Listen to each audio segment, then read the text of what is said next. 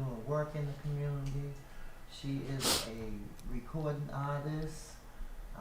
She's a mother. Yes. She's a sister. She's a friend. So good morning. Peace. How are you? I'm good. How are you? I'm well. Thank you for coming in. Thank you for having me. Yes, yes. So tell us a little. You look beautiful. Thank you. You too, as usual. You be silent. You always look so nice. Thank you. So tell us a little bit about you. Where you grew up? Were you born in Boston? No. So my name is Conscious Wisdom. I am one of 6 children on my father's side. Somewhat one of 2 or 3 children. I have a stepbrother on my mother's side, a younger sister. I'm the eldest girl. I have 2 older brothers, and I have a daughter who's a teenager in high school. Okay. Get your hands full, huh? Yes, yes. Very, very big family, very full plate. Yeah. I am an artist, creator. I have a jewelry line. I do outreach. I think the biggest thing about me that I would say is that I'm a woman of faith and that I'm a woman in long-term recovery. Okay. Yes. That's good to hear. So you say you're in, you also do outreach, right? So we kind of do a little bit of work together down there in Nubian Square. Yes. Yeah, so tell us a little bit about that. So currently I work for Torchlight Recovery Center. Mm-hmm. We have the engagement team that meets in Nubian Square. And we just engage with the people, not just people who are in recovery, but people who are seeking recovery or seeking shelter, or seeking resources and things of that nature. We also interact with the business owners as well as the children getting out of school and the students, just the people who occupy that space. Mm-hmm. There's a lot of people that come through Nubian Square. People don't realize that there's over 35,000 people come through that station every day. You know, that's a good place and space to be in, you know. Especially when you're trying to make changes and you're doing work in the community for the community. And so, how long have you been doing that? With Torchlight, I've been on and off for about a year now. Mm-hmm. But I've been doing that since before it was a job. You know what I mean? Right. We've been doing that since Yeah. Chuck Turner. Yeah, You know, that's right, since yeah. Mel King, Ashe. Yeah. So it's just who we are. It's not even so much what we do, but it's who we are. Right. It's in our DNA. Yes. Yes. So tell us about your jewelry line. So my I just jewelry got gifted with a line. nice pair of earrings. Yes. So very Afrocentric. I wanted it to. It's called Phoenix and Indigo. Okay. It was created by myself and my daughter. So a lot of the ideas in it are things that just uplift Black women, make us just feel good about ourselves, make us connect to our roots. I love Indinkra symbols. I love symbolism. So like pictures or anything that I can tie together to concepts. So like these ones are Mama Africa. So we have the minimalist woman on it, and then we have the outline of Africa, where it's something very simple, but it makes a big statement. Yes, they're beautiful. They're beautiful. Thank you. So you also have a music career. I do. Yes. Tell us a little bit about that. I have an album that just came out in March. It's called Power Refinement. And I recorded it in Miami with Robbie Rowland in Echo Studios. I'm super excited about it because this is my first solo project. Okay. I've done a lot of like collaboration projects and a lot of features. I work a lot with Motivated by Mathematics. So shout out to MBM Family and Math. Shout out to the Echo Collection and Grubber Starve. Also the Mass Spirits. I have an album with Mass Spirits that came out last summer. And it was a very beautiful compilation album. But this right here, Power Refinement, is my baby. What's it called? Power what? Power Refinement. Power Refinement. Yes. Okay. All right. So you said you just dropped that. Yes, in March. Okay, because my young intern back there, he's getting ready to drop him on. Yeah, he's getting ready to drop him an album. So Yes. you know, it's just wonderful to see our folks in this music industry. You know, the work and the collaboration and everything that goes on with it. Boston has a lot of good things here. Definitely. And it also has some crazy things here too as well. But it's it's an election season, and we're about to elect another a mayor, some city councilors at large, and some district city councils. Yes. And we need to wake up for real, for real. We have got to come together and band together, because time is running out. We got 3 months before September for the primary. Right. And so people need to, we got to do this. I see there's a lot of different races that I'm happy that people are running against other people, because no one should own a seat. No one should have a seat forever. And it's good to have competition. Right. Sometimes in some things. But we also need to collaborate. We Exactly. have got to come together as a people. I don't know what it is about us, but we got some work to do. We do. And so I'm glad to be in partnership with you, my sister. Yes. And it's just, you never know who's going to cross your path, or you never know how you're going to interact with people. But it's, it's just good to know that there are some people out here that are doing work, that are trying, Yes. And so tell us, what do you like to do, like for, recreation, or just hanging out, or Recreational, probably. I think the things that I do for career work. is what I Yeah. like to do for fun too. Yeah. I love going to 12-step meetings. I love to go to recovery groups. Anything that I can branch out and meet other people who are doing the same thing in alignment with what I'm doing. Anything that helps me grow. Right. I love things that kind of challenge my mind. I like to play chess. Oh, okay. I like to read. I play djembe drums. Okay. Yeah, and so shout out to Grove Hall. Shout out to Back to the Roots, where I got my drum from. Yeah, because yeah. It was there that we had the sister circle. It was a drumming circle with Sister Nuru. And from then, when I just started drumming, now that's just my thing. I think every household should have a drum in it. Yeah. Yeah. That's great. That's great. Yeah. So tell us a little bit about your daughter. My daughter is 14 years old. Okay. At that age. She's a creator also. She's a very, very, very, very talented illustrator. Okay. She is considering a career in tattoo art. She wants to be a tattoo artist. Okay. I'm not sure if it'll say that, because last year it was marine biologist. Okay. She wanted to go to Florida. She's like, I'm going to go to school in Florida and I'm going to become a marine biologist. But I just tell her to, keep God first and, put her studies first, and that she can do anything she wants to do. That's right. So she's been exposed to so many different facets and avenues of art, and she picked up photography. She does some of my photo shoots. She's really good at photography. Right.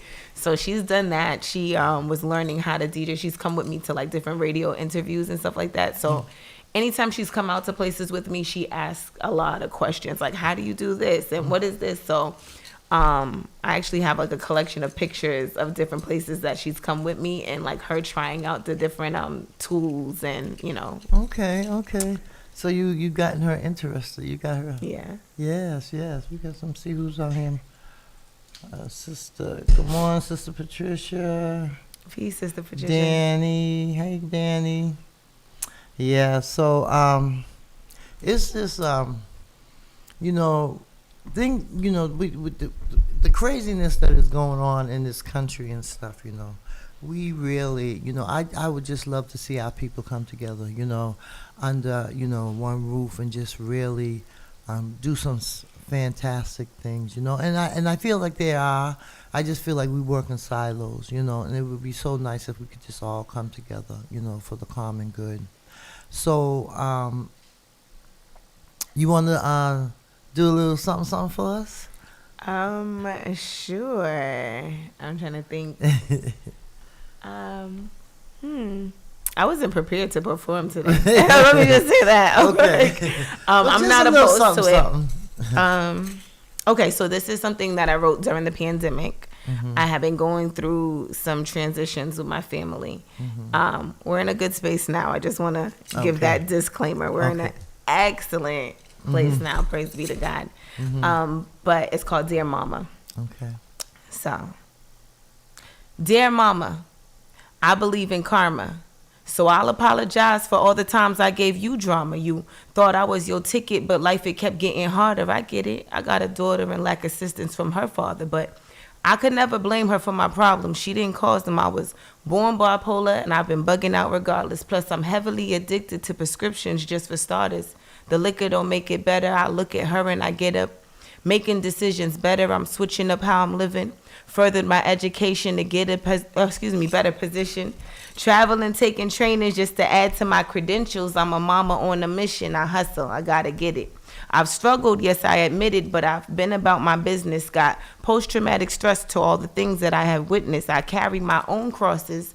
Never get to pointing fingers. I'm just hoping when you're counting all your losses, you remember. Priscilla married that baby that you had carried, put a mirror to your soul, and I know it was looking scary. You didn't master your past and had hatchets you couldn't bury. Shared a mattress with someone married. Now listen and hear me clearly. Your worth is never connected to someone who disrespected you. Child who was neglected, your mother should have protected you. Should have protected you. Had her own issues, and some of them you'd inherit too, then pass it through genetics. It's more than just the aesthetics, boo. Run from your past, but never could you forget it. Through the DNA collected, we're always going to be connected. I chose to sever ties because my daughter won't be subjected to these detrimental actions. You masters teaching me lessons. Your own internal conflicts that manifest as aggression. I then internalize it and add it to my depression. Does my mother really love me? Shouldn't constantly question, but just know you've been forgiven. The justice has been poetic. Dear Mama. Wow, that's awesome. Thank you. That was great. Wasn't that nice? That was awesome. I still get choked up a little bit on that one. That is beautiful. That is Thank beautiful. Yes, yes. Can you teach poetry to these folks? I do teach because poetry. you know I have a program called Marcus Anthony Hall Educational Institute, and I have youth from 14 to 24, and we are getting ready to start up our summer program. And I would love for you to come probably one Friday night and do something with our youth. Absolutely. Oh, that would be so awesome, because I'm getting Sister Sabrina to come with her painting. Yes. Yeah, so I'm lining up my folks for the summer. I would love that. I would be honored to. Yes, that would be so great. Yes, I mean, see, God is good all the time. All the time. Yes, and all the time God is good. Yeah, so I look forward to working with Torchlight, and we're going to be doing some voter registration up there. Nice. And doing some work with some returning citizens, yes, helping them out there, a little bit. So, excellent. But God is just good. He is. He I have my ups and downs too, and so sometimes I wake up, it's a great day. Sometimes I wake up, it don't feel so great. But once I get up out that bed, give God the praise, and just like, I got to do it. I don't have a choice, I can't go back, so I got to go forward. That's So yeah, that's what I'm about. I'm about my people. Yes. Because I believe that we are the people and we have the power.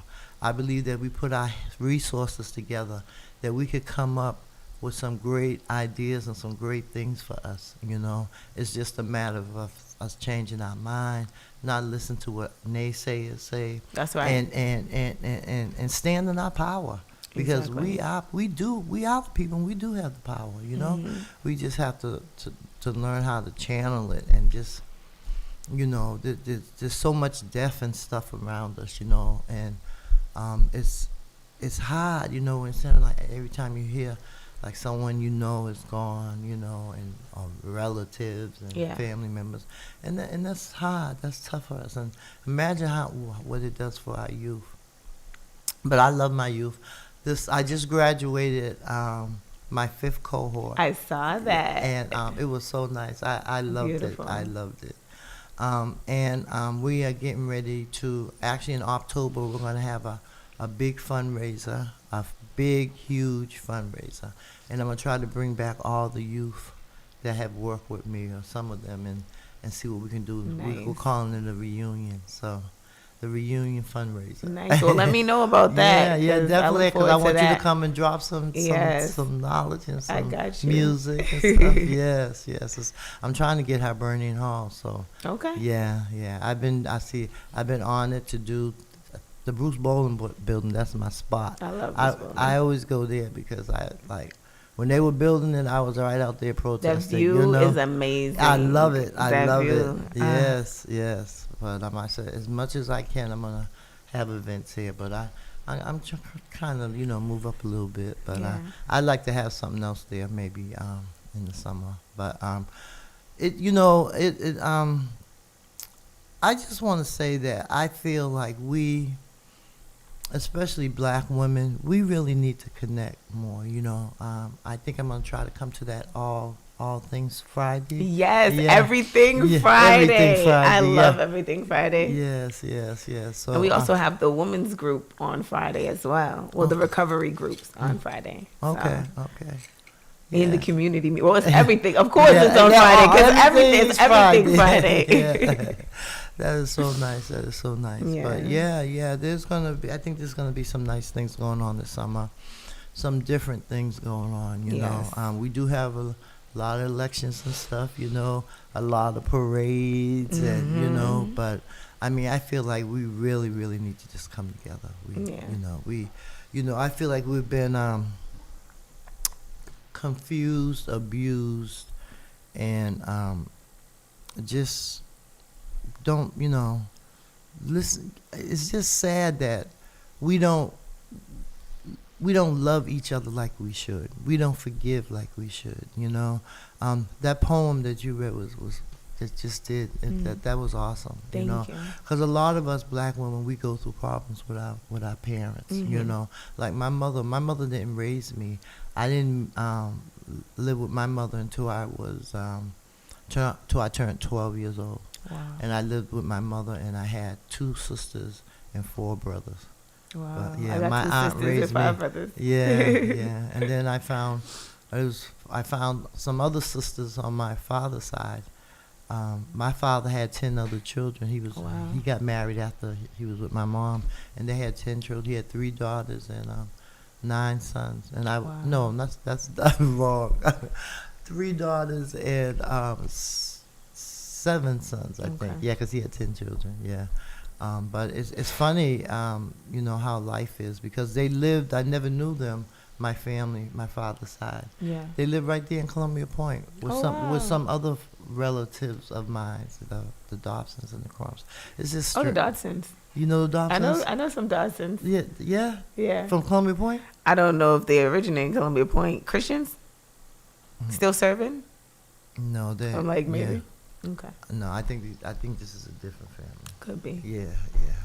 But so I grew up in Boston. I grew up in Roxbury, Orchard Park, love it, trying to move back. People are like, why you want to move back to Roxbury? I said, because I was born there and I want to live there, That's difficult because, prices of housing and stuff is crazy off the chain. Right.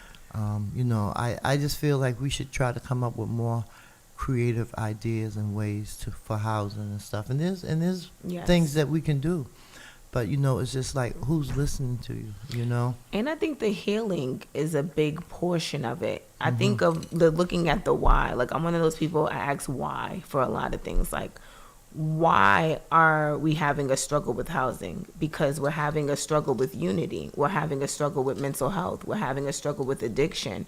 If we're looking at some of the factors of what pushed us away from the black family in the first place, not just systematic racism or the struggle in America as a black family unit, but also the micro issues, learning how to communicate with each other. Like even with my poem, not knowing the trauma that my mom went through and how it would show up when she became a mother, not knowing the trauma that I endured as a child and how it would show up and present itself when I became a mother, and learning that, I might have to separate myself from certain things in order to be a better mother, a more effective person, and, in the lives that I'm in now, and then have to go back and fix those relationships and mend those.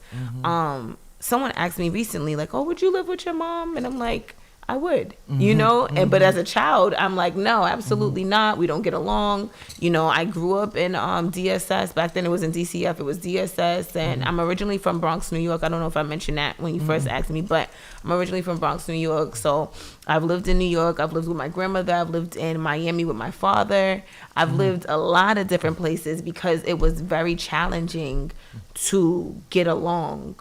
And a lot of that was also different backgrounds of different cultures, of different expectations. In this household, we do it like this. And if you don't, we're going to make you feel some type of way until you do it the right way.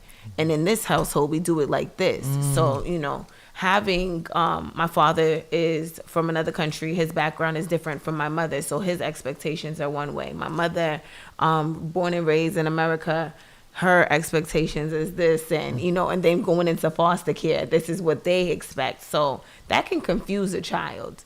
And a lot of my experience that I went through drove me to feeling like I didn't belong anywhere, or looking for a community that I could belong to, or also finding myself active in drugs, alcoholism, lifestyles, and things of that nature.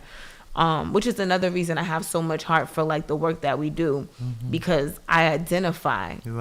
There's no difference between me and anybody that we service in Nubian. The only difference is a decision. That's right. It was very hard coming to a point of being like, I'm going to turn my will over to God, and I'm going to put down the drugs, or I'm going to put down the drinks just for today and keep it in a day.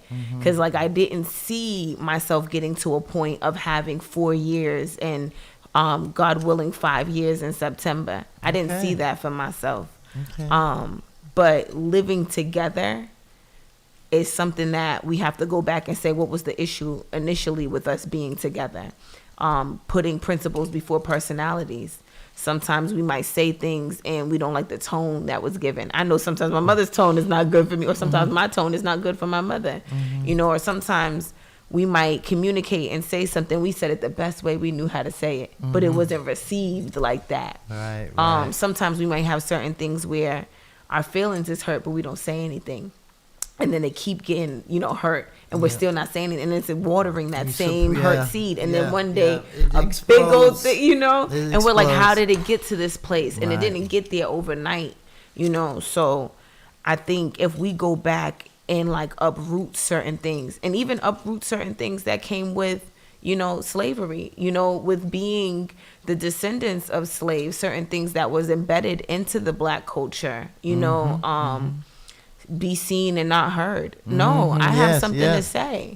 I'm not an inanimate object, because even looking at that, us getting to a place of being objectified. Well, if you don't look at us as objects, we won't be objectified, and that comes from being seen and not heard. So, just using our voices and knowing that our voices do count, our feelings are valid, That's right.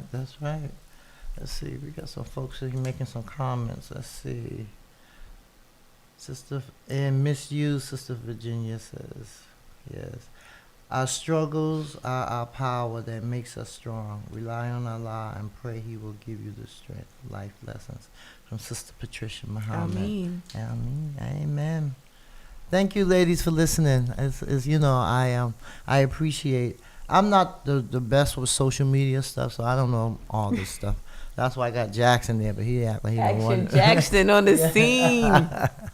But I'm looking forward to this summer. I'm looking forward to some things that we're going to be doing, especially with the Marcus Anthony Hall Educational Institute. Yes. I am just so excited to have brought this for 5 years, and then to have really been doing the work with these youth in Madison Park for 10 years. I'm impressed. I see them at a lot of events that you bring them out to, and the way they carry themselves, and I'm impressed. Thank you.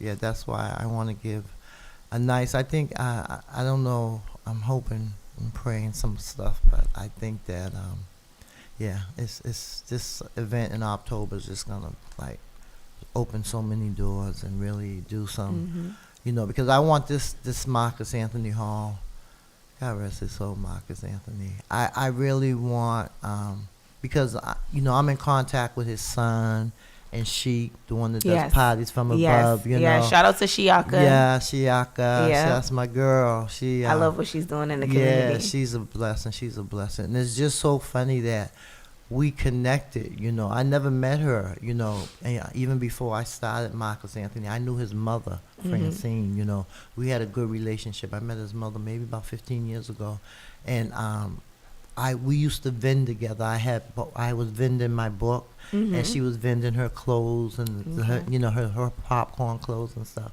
And so that's how we connected. And I used to always talk about us having a space like a Yajama Mart where we could have, you know, our own little 10 by 10 space, and you know, it would be a community thing. And I'm gonna get it. I would love to see that, similar to the one like in Harlem. Yeah. I've been talking about it, and we're gonna do a smaller version of that at Mamleo this summer. We did it some years ago when I was with BG, and every Friday night we had an event, and then on Saturdays we had vendors. So the youth would work on the Friday night for the event, whatever it was game night, paint night. Nice. We're gonna have a talent show night, we'll have a candidate night. So we'll have something every Friday night right up there at Mamleo. And then on Saturdays we're gonna have vendors. So the youth, we're gonna have 2 shifts. The vendors will be there from 9 a.m. to 6 p.m. And the youth will work 2 shifts. They will come in at 8 to 2, and then 2 to 6, and then you know they'll split shifts. Nice. And they'll get paid, of course. We'll be having our famous chicken and waffles, and we'll be doing. Yeah, it's gonna be the spot, you know. I figured Friday evening and Saturday, and then of course up at Torchlight, you know, everything Friday. You know? Friday. And then we're gonna see what we're gonna do, what we might do at 321 Blue Hill Ave also, because that's where our office is. So. Yeah, we're planning a great summer for our young folks, and keep them busy. Keep them busy. Yes, and creative. A couple of my youth have started a t-shirt line. Nice. Yeah, Jackson. He's. How many albums you got, Jackson? How many? Come here for a second. Come join us for a minute. Ooh. Get your chair. Get a chair.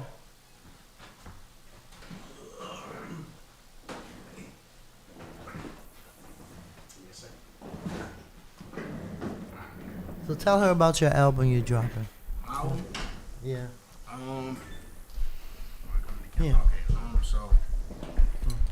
My album basically. All right. So basically, I'm a producer, engineer, and I'm a songwriter. Okay. And my goal is to make an Talking album. to the mic. My goal is to basically make an album engineered by me, produced by me, everything written by me. So right now, I have like 18 songs done. Wow. I'm pushing for 20. I keep pushing the album date back because I really want to get like, I want to be like as versatile as I can. Okay. So I feel like the more versatility I get and the more people I try to collaborate with, it would be like better for like the people I'm connecting with. So yeah. What's your genre? I try to mix it up a lot. So it's like there's a lot of new like the today's type music, and then like a little bit of like back then, just a little bit. Just a little. How far back then? Is it like my back then, or is it like? Maybe like. Because mine is old school now too. My stuff that I grew up on. So Jackson, spit out a few lyrics. Let me think. Which song? We don't have all day now.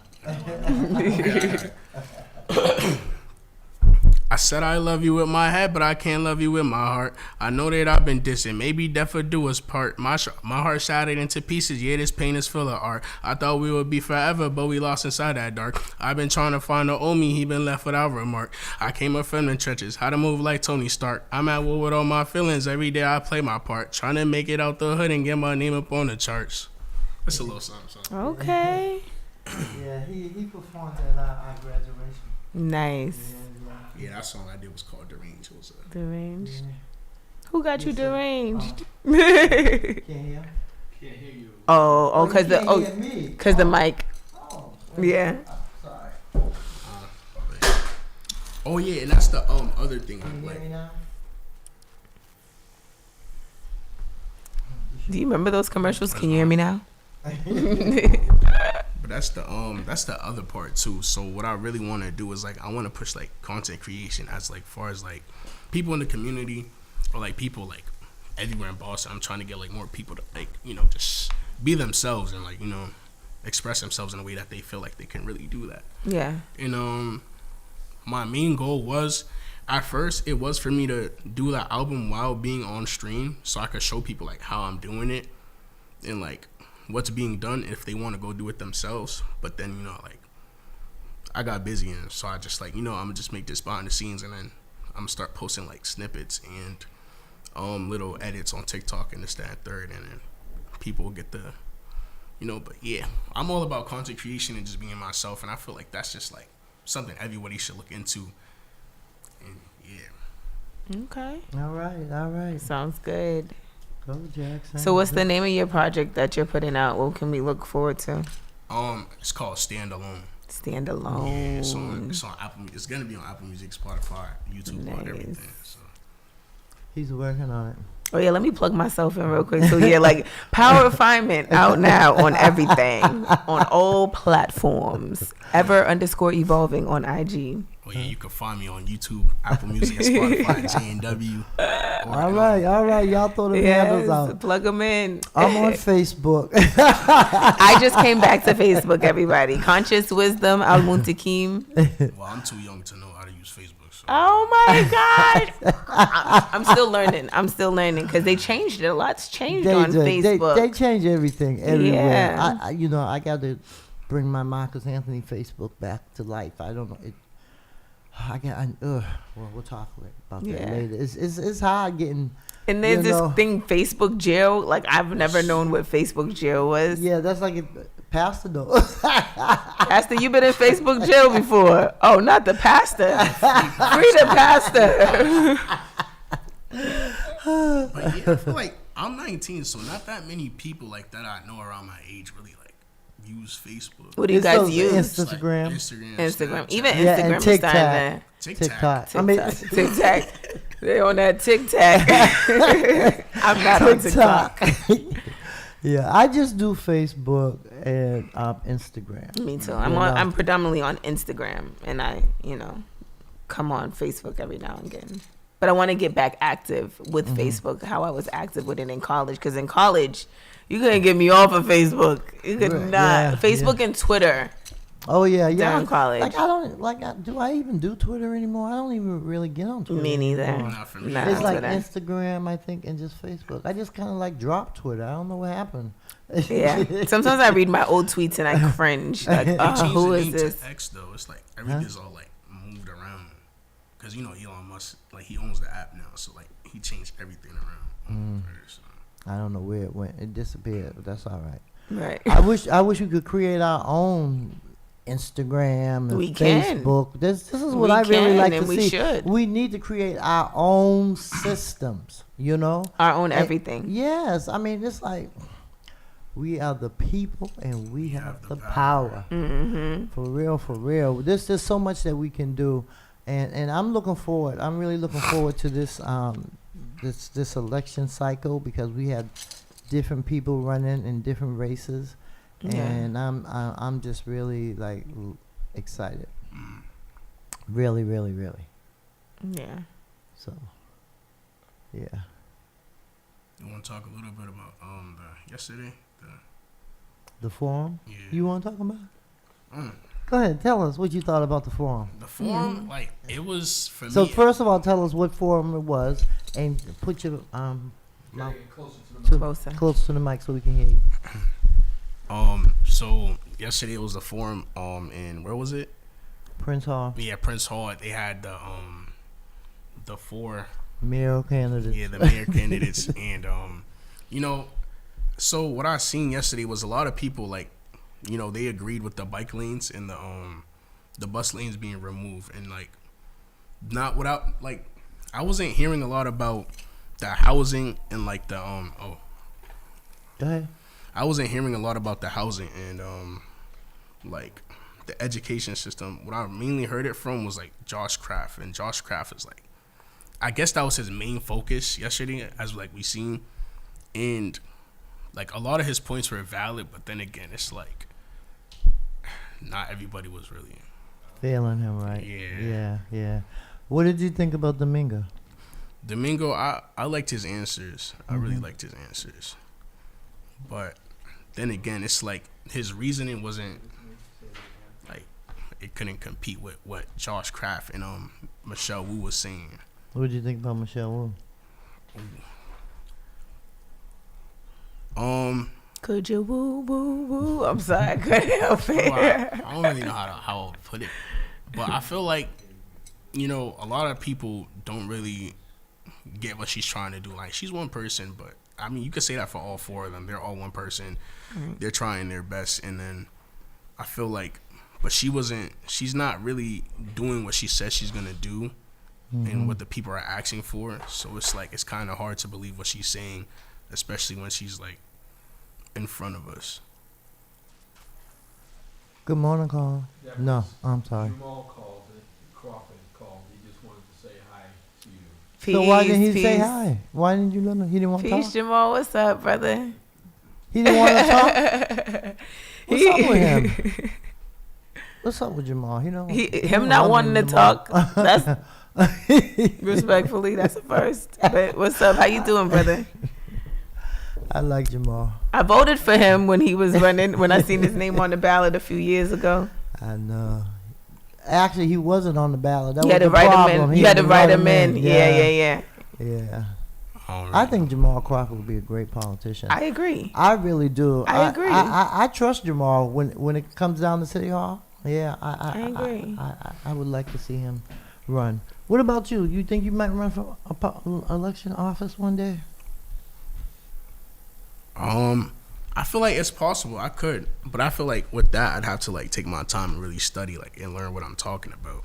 And like a lot of this comes with like actually making a change. So I could say this, but like, am I really gonna do this, or is like whoever I have to go through to get this done, are they gonna let me do this? So it's like, I feel like that's another reason is like why a lot of these changes aren't being made, especially when they're like saying they're gonna make these changes. And You're saying they don't have the power to do it? yeah, I feel like that's what I feel like, because there's always somebody higher than you. If that. That's true. That is true. But now, so with the city, the way the city council works is there's 13 city councilors. There's 4 at large and 9 districts, and it seems, and then there's 1 mayor. Okay, and Boston is a major mayoral city. Like, the mayor has a lot of power in the city of Boston, and we know that from Anino being in office for 20 years. You know, and Walsh, he would have still been here if Biden hadn't have pulled him to D.C. You know, but I just feel like we do, like, I've been to 3-4 forums. No, there was one the other night around Hibernian. around District 7, and 9 people made the ballot on District 7, and then there was 8 at-large candidates that were on stage. So, and mostly everybody that was there, you know, they didn't make the ballot. So, but back to last night. So this guy, Robert, what's his name, Capucci or whatever. Oh yeah, Capucci. Where did he come from? I mean, is he the one that was going to run before, and then he changed his mind and he backed out? Is this a totally new guy? I have no idea. I don't even know where he came from. He wasn't. If I'm being honest, from what I've seen, I might not know much, but yesterday he wasn't saying much either. He was just talking about like his experiences. He wasn't talking about what he's gonna do for the people and what his experiences could do forward for us, and like what he was gonna change. He was just talking about Donald Trump and this, that, and third. What does Donald Trump have to do with any of this? It isn't.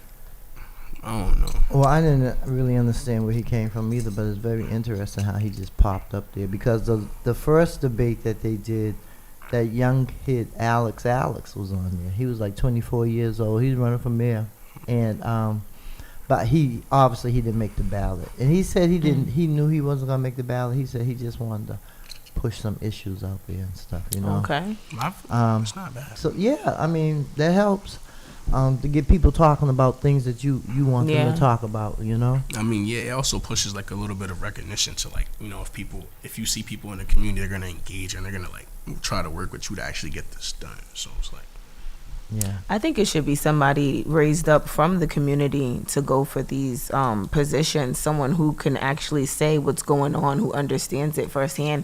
Because I think it's like, there's a saying in Jamaica, I can't really put it together, but it's like, you don't really know what's happening at the bottom of the ocean unless you're the alligator or the fish or something. I don't know how it goes. It's one of those Fanny Lou's.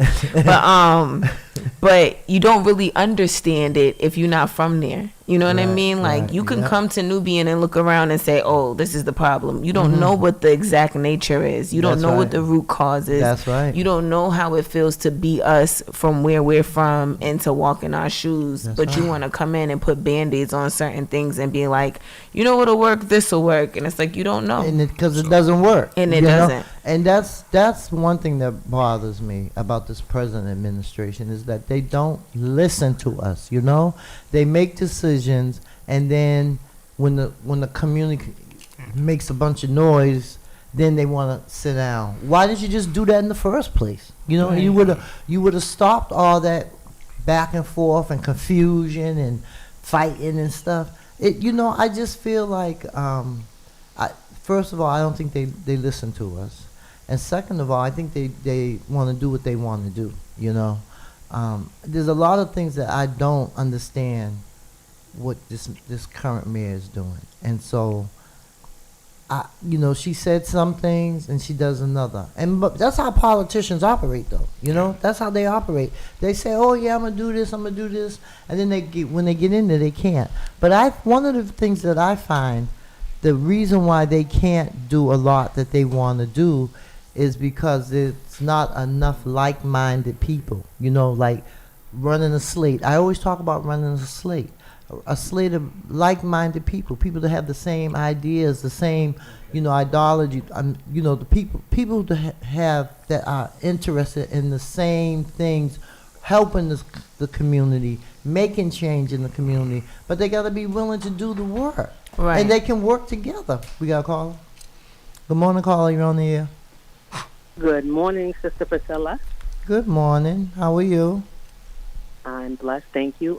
So I've been listening, and I come in Sister agreement Laurie. with so much that the young lady and the young man were talking about, Mhm. especially what she just said about we need somebody in office that is from here, raised here, born here, knows what's going on, knows what people need and what they don't need. That's right. Yep. Yep. We have too many people coming from places and not brought up the way we were brought up. of course. Mhm. Right. That's the part. Yeah, that's another problem. They come from, they go to college, they stay here, and the next thing you know, they're in public office. You know, Right. and it doesn't make any sense because there's a lot of people from here that's born and raised here and could probably do a lot better job than some of those folks that are down there now. And we just have to be able to work in our community and create some type of mechanisms so that we can come together. I mean, now that we have Zoom and stuff, we can do a whole bunch of stuff on Zoom when we can't get to meetings. But I mean, it's possible, and this is what we need to do in this day and age. We really need to come together, and decide some things for ourselves. Yeah. You know, why we got to listen to what they say? You know, Right. because they have the money. Well, you know, we got some money. We got have the money. biggest spending power. It's just that we can't keep it circulating in our own community long Exactly. enough. Yeah, we want to run to the mall. You know, please. Right. We So, need. we yeah. gotta like Guilty. practice the principles of the Kwanzaa Kwanzaa. principles year round. That's You know, right, that's right. cooperative economics. That's right. You know, self-determination. Faith. Oh, Yep. right, exactly. I love you hanging. I'm Now, sorry. Wait, can I ask Oh, clarifying and question? one last thing, Sister Priscilla, just wanted to tell the young lady that I loved her poem, her rap, Thank whatever you. she was doing. I appreciated that, Thank and the you. young man. But Thank hers you. stuck out because of my struggles, and so Yes. Thank that's you. why I really appreciated her. So you all have a blessed day. Thank you, You you too. as well. Agree with- Thanks for listening. Thanks Thank for you. calling. You're welcome. All right. Have a So, Okay. My question is, because I heard Michelle Wu say yesterday that she wasn't born here, but she came here. So it's like, is there really a difference between, being born and raised here and running for office, or like, coming in and being here for like maybe a couple years and running for office? Because I feel like, yeah, you could be born and raised here, but then if you're here, like you come here and you're here for a lot of time, it's like you have like some of the basic knowledge that somebody who was born and raised here has. But I just want to know if it's like what are you guys' like perspectives on that? May I answer that? I think everything boils down to the willingness and the intentionalities. Like, you can do the right things but for the wrong reasons. And then there's some people who have a good heart and good intentions but don't have the willingness. And one of the things I've learned about willingness is the preparation, being prepared to take on certain things. And that was one of the things that we mentioned too, where it's like the mayors will come in and say, I'll do this, this, and this, but are you not only ready to do that and ready for all that comes with that, but are you actually prepared, and do you have the power and the jurisdiction to actually do what you say you're going to do? So it's like you can be convicted to do something or compelled to do something, but do you have everything it takes to see it through into fruition? Right. And another thing I would say to that is that you got to make sure you have the right people around you. Absolutely. Some of these, I'm just gonna be honest. Some of those folks don't have the right people in their camp, and that can hurt you if you don't have the right people in office. I mean, Right. if you don't have the right people rolling with you, working with you, because that's how a lot of people get cabinet positions, is by working with the candidate. A lot of times when campaign managers become chief of staff, and different people become schedulers, and it crosses over. So more than likely, if you're up in the space where the candidate is listening to you and you're working with them, you can help direct them. But if you're directing them in the wrong direction, that's a problem. Right. And some people may not realize they're being directed in the wrong way. So it's funny. But it's our lives that are at stake. That's what bothers me. It's our children that we're burying It's the every day. children. It's our folks that don't have jobs that are walking around Nubian Square and now Mass and Cass. Yeah, our most vulnerable population. Yes. Our most vulnerable populations, the elders, the children, and Yes. I mean, it's just like what it was with COVID. We're always the last. We're always the last ones on the totem pole. We need to come up. And the only way we're going to come up is if we come up together. Absolutely. I think one of the things that stands out too about leadership is that in order to be an effective leader, you have to have the heart for service. You have to know that you're not leading because you're in charge. You're leading because you're first. You're the first one to go through the struggles. You're the first one to be made an example of. You're the first one to go through the trial and error of certain things. That's why you know what works and what won't work. And just having a mindset for the people and wanting to take care of the people. Because I think that's the biggest thing with even organizations. Let's say you work somewhere and you have the manager, and the manager is not really taking care of the employees. So because the manager is not keeping the employees in mind, the employees are not keeping the manager in mind. They're like, listen, I'm just here for a check. I'm here for my benefits. I really don't even care. Whereas, when people first get a job, they can't wait to start work, and they can't wait to implement new things and help out and do more and give. That's right. People are inherently good, and people inherently want to give more and do more. It's just about the way that they're received or supported during those times. So I think an effective leader is someone who can kind of sense the climate change as well and be able to say, like, I see the shift in energy here. What is it that I'm able to do to support the people, not to say the people that are under me, but the people who are on the next tier, the people that are surrounding me, because one hand wash the other and they both wash the face. So for real. So it's like, you got to make sure everybody's good. If one person is not good, nobody's good. That's right. I like that. You're welcome, Sister Patricia. Sister Patricia thanks. Sister Patricia. She thanks me and you for having the table at the Juneteenth. Yes, Juneteenth. Thank you, Nadella. Juneteenth. So there's something going on the 18th. In Columbia Point with I'll be there. Yep, so I'm going to be there too. And then on the 19th at the Blackhead Museum, there's going to Okay. be a parade. I'm going to try to get my youth to be in this parade. And we're going to have vendor tables. And Nice. yeah, it's going to be a nice. And it's always done on June 19th because that's the day. Okay. And at the Blackhead Museum. And they usually give out awards. And Pastor's giving me the 2-minute touch. Someone texted me and said, you are dope, you're great, and said you were good too, Jackson. Thank you. And so I'm going to give you last minute. I'll give you a minute and you a minute. Did they say anything about me? Oh, they didn't know you were engineering. Somebody said, Pastor, I hope you have a good day. So give your info. I mean, your Instagram. Yeah, so my name is Conscious Wisdom. I am on Instagram as ever_evolving. The E in ever, the